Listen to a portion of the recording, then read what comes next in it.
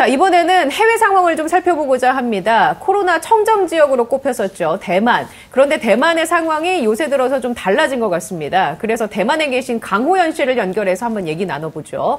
안녕하십니까?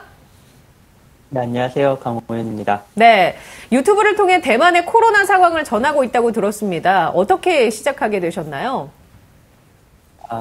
네, 제가 이제 대만에 온 지 이제 7년 정도가 됐는데요. 한국에서 대만에 대해서 알려진 게 그때나 지금이나 큰 차이가 없더라고요. 대부분 뭐 쪼이나 먹방 이런 이야기가 대부분이라서 저라도 대만 상황, 대만 소식을 전하고 싶어서 이렇게 유튜브를 진행하게 됐습니다. 네, 지금 대만의 상황, 코로나 상황은 어떻습니까?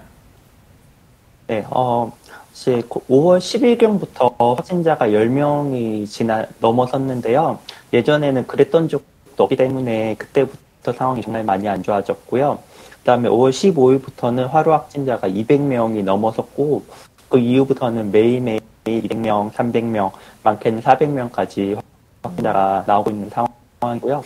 그래서 이제 대만 방역 당국에서도 전국적으로 실외 10명 이상, 실내 5명 이상 못 모이도록 하는 이제 조치를 진행을 했었고요. 그러다 보니까 대만에서 이루어지는 거의 대부분의 행사가 모두가 연기가 되었어요. 저도 개인적으로는 이번 주말이 결혼식이 예정이 있었는데 그것도 무제한으로 연기가 돼가지고요. 진짜 대만의 코로나가 실생활에 가까워졌다는 걸 좀 느끼고 있습니다. 예, 제가 하나 좀 여쭤보겠습니다. 대만이 여태까지 방역 통제를 굉장히 잘하는 국가 중에 하나였는데요. 이렇게 상황이 갑자기 나빠진 무슨 특별한 이유가 있을까요? 네, 사실 이게 어떻게 하나라고 꼽기는 어려울 것 같은데요. 예전부터 국내 감염 확진자가 뭐 1명, 2명 정도는 나오기 시작을 했었어요. 그때부터 계속 나왔던 이야기가 항공사 분들한테 이제 격리 조건을 조금 면제해줬던 것이 문제가 되었고요.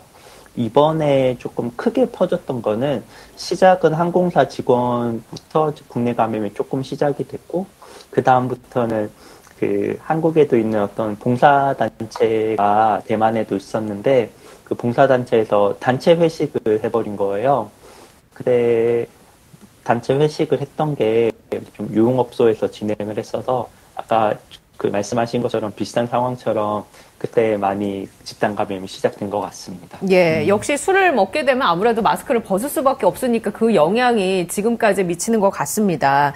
근데 이제 지금 말씀해 주신 것처럼 전국적으로 실내 모임, 실외 모임에 관련해서 인원 제한을 두고 있고 정부가 적극적으로 방역에 대처하고자 여러 가지를 하고 있는 걸로 제가 알고 있는데 시민들의 협조는 어떻습니까? 잘 이루어지고 있나요?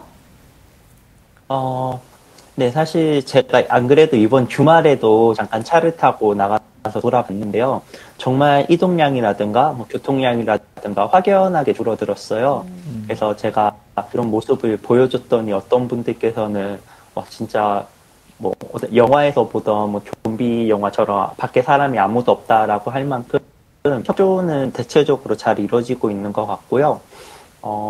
그럼에도 간혹은 이제 마스크를 쓰지 않는다거나 방역 수칙을 위반하는 사람과 경찰 간에 조금 다툼이 있는 것도 대만 뉴스를 통해서는 나오고 있긴 합니다. 원래 이제 전 세계적인 팬데믹 상황에서는 이제 마스크와 거리두기만으로 한 국가가 바이러스를 통제하기는 굉장히 어렵습니다. 그런데 이제 대만은 비교적 처음부터 국경도 통제하면서 마스크나 거리두기를 잘해서 통제가 잘 됐는데 이와 같이 이제 팬데믹이 본격화되면은 결국은 백신 접종을 통해서 통제를 해야지 마스크나 거리두기만으로는 통제가 안 되거든요. 근데 지금 이제 대만이 보면은 지금 한 0.7에서 0.8% 정도가 백신 접종을 한 것으로 되어 있습니다. 실제 백신 접종 상황은 어떤가요? 네, 사실 말씀하신 것처럼 한 며칠 전까지는 0.7%에서 0.8%로 저도 봤는데요. 제가 최근에 찾아보니까 어제 기준으로는 1.2%까지 오르긴 했었고요. 한국과 마찬가지로 의료진이나 필수 인력이 먼저 맞았고요. 사실 코로나 상황이 좋을 때는 뭐 나이나 직업에 관계없이 선착순으로 먼저 예약을 해서 접종을 맞을 수가 있었는데요. 한 일주일 전부터는 이렇게 거의 예약됐던 백신 접종이 거의 중단이 되었어요. 그래서 예약됐던 백신 접종은 모두 중단시키고 우선순위를 조금 다시 정하면서 네, 백신 접종을 다시 시작하려고 있는 것 같습니다. 네. 그 한국 시민들 중에는 그 아스트라제네카를 비롯한 백신의 부작용 때문에 백신을 기피하시는 분들이 종종 있는데요. 이제 대만 같은 경우에는 백신에 대한 수용성이 어떤지 궁금합니다. 사실 백신에 대한 안전성 문제 같은 경우는 한국만은 그렇게 크게 보도가 된다거나 자주 보도가 된다거나 하지는 않았는데요. 그래도 주변 지인들이 보면 코로나가 괜찮은데 백신 안정성 문제가 조금 있으니까 이런 걸 맞아야 되나 하는 생각을 좀 많이 가졌던 건 사실인 것 같아요. 예.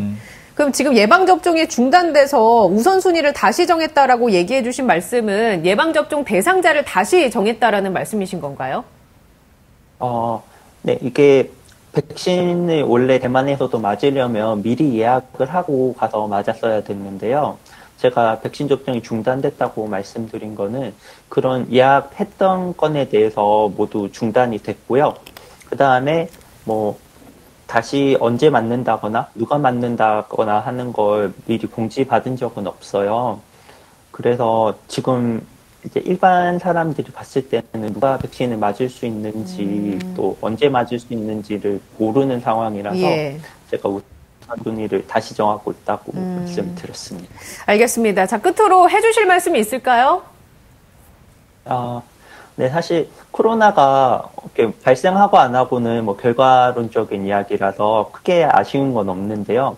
지금 가장 아쉬운 거는 대만은 다른 나라에 비해서 1년 넘게 시간이 있었음에도 불구하고 코로나가 발생했을 때의 상황에 대비해서 준비를 좀 안 했던 게 좀 가장 아쉬운 것 같고요. 또 이제 주변 사람들 분위기를 보면 대만에서 확진자가 제일 많이 나왔을 때가 한 400명 정도 나왔었는데 그 이후로 400명보다 적은 숫자가 나오면 좀 사람들이 긴장을 조금 낮추는 경향이더라고요. 그래서 그 부분도 나중에 좀 상황 더 계속해서 이어지면 좀 안 좋은 방향으로 작용하지 않을까 걱정은 됩니다. 알겠습니다. 자, 바쁘신 와중에도 이렇게 시간 내주셔서 감사합니다. 네, 감사합니다. 네, 지금까지 강호연 씨와 함께 얘기 나눴습니다. 교수님, 대만 사례를 통해서 우리가 배울 점은 어떤 게 있을까요?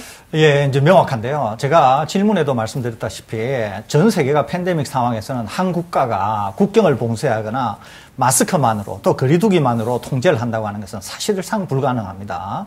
결국 이제 시간이 지날수록 확실한 것은 뭐냐 하면은 백신 접종입니다. 그러니까 제가 며칠 전에만 확인할 때만 하더라도 대만이 0.8% 내외 정도의 백신 접종률이었는데 지금은 이제 1.2% 정도로 높아졌다는 거죠. 동시에 우리가 들어본 것처럼 대만 정부 당국도 이제 백신 접종에 속도를 내야 된다 이런 생각 때문에 이전에 백신 접종 예약을 했던 것을 다 중지를 시키고 새로운 형태의 그런 백신 접종에 대한 전략을 짜고 있고 우선 접종 대상을 정한다 뭐 이런 얘기들이 지금 들어보신 그대로입니다. 그렇기 때문에 우리나라도 지금 우리나라의 백신 접종이 7.3에서 7.4% 정도 수준인데 이제 백신이 어느 정도 물량이 확보되었기 때문에 속도감을 높여서 이것을 어떻게 우리가 신속하게 6월 말까지 계획대로 마무리하는가 하는 것이 지금의 팬데믹 상황을 안정적으로 관리하는 데 제일 중요한 그런 상황에 있고 또 긴 시간 코로나와 같이 지내면서 이제는 긴장감이 극도로 이완이 되는 상황이라서 사회적으로 거리두기를 통해서 통제하기는 사실상 어렵습니다. 그렇기 때문에 백신 접종에 더욱 속도를 내야 한다는 점, 이런 점들을 우리가 대만에서 배울 수 있을 것으로 생각이 됩니다. 예, 강 기자님 혹시